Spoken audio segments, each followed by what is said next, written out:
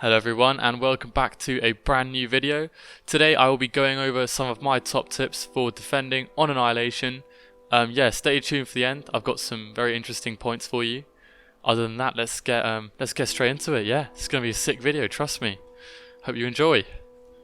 Okay, interior wall. So we'll start with this 2-block deep trench. Wool on the bottom, water on top. This is just simply an anti-tunneling mechanism. Enemies are going to break in but then get flooded. The iron bars present a little sniping spot for defenders. Wool on top of this, just to reinforce the main wall. And a nice little feature I like to add is pressure plates, which make invis players a little bit more visible, as you can see. You'll see around the defense I have placed chests, and in these are the class items. So for example, Swapper would go in here. And then the knockback on the Thor axe can be used to knock people off the edge. Iron bar here makes it a little bit more visible so you can get that extra range. Nice.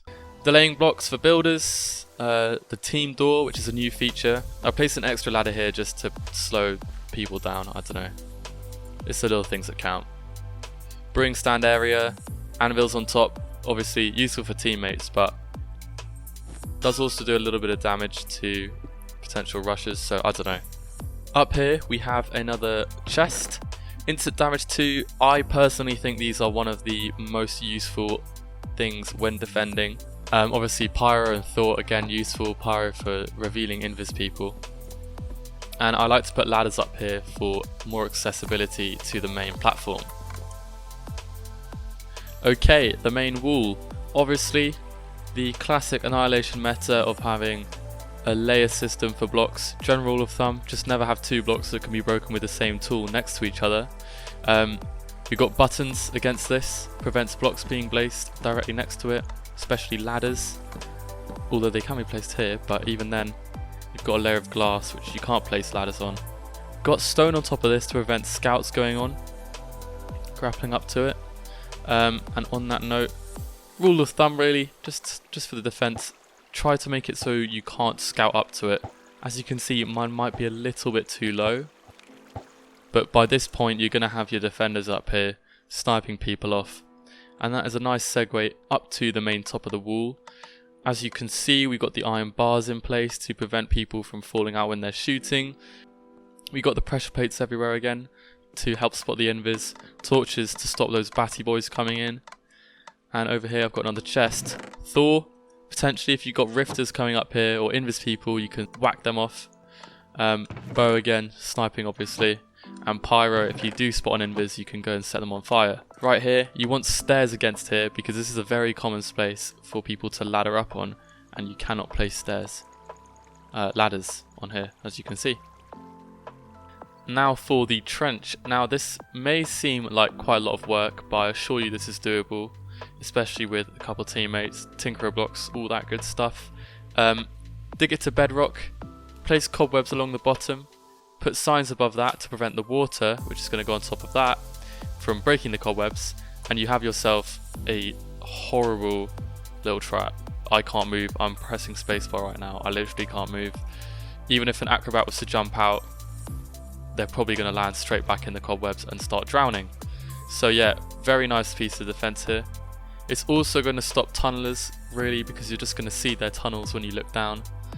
Now I wanted to talk about the water, because there is a specific way of doing it the most effective way. You're going to want to place water and then let it flow down for 7 blocks, that's how far water flows. Place fences again so it doesn't connect, and then place another set of water. And what this means is you permanently have a flow pushing you away from your defense. As you can see over here as well, I've dug a 2-block sort of indent. Adds that extra little bit of annoyance when trying to get in. Just a fucking pain in the arse. And that's exactly what defense has to be, a pain in the arse for the enemies. Now this is the final feature I'm going to be covering. It is a skybridge defense. Obviously a little bit more fancy than it has to be. You'd get up here with a TP. Skybridges are probably one of the most effective ways of tackling one of these sorts of defenses, because you can simply just drop down.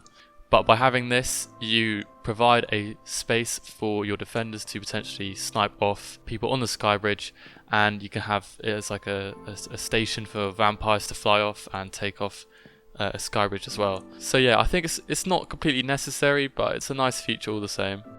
So there you go, you have your beautiful defense all built, and then you realise that it's completely fucking redundant, because when you get rushed by 30 full diamonds with alchemist pots, you're gonna be fucked anyway. I'm completely serious. I really don't think a defense like this is necessary for defending. It's not really gonna work.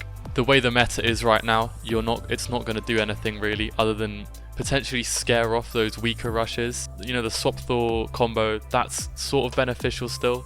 Nice to have one of those. The reality is, what you want is a shit ton of people defending. Mercenary up there, for example, Blood Mage, Immobilizer, Mercenary again, someone with a bow maybe. That's the only way you're going to be able to fend off a proper big rush.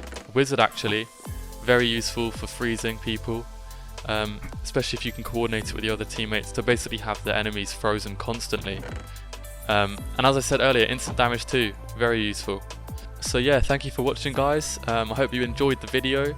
I'll be back with some more content soon hopefully, because I'm doing fuck all because it's quarantine. So yeah, cheers, bye.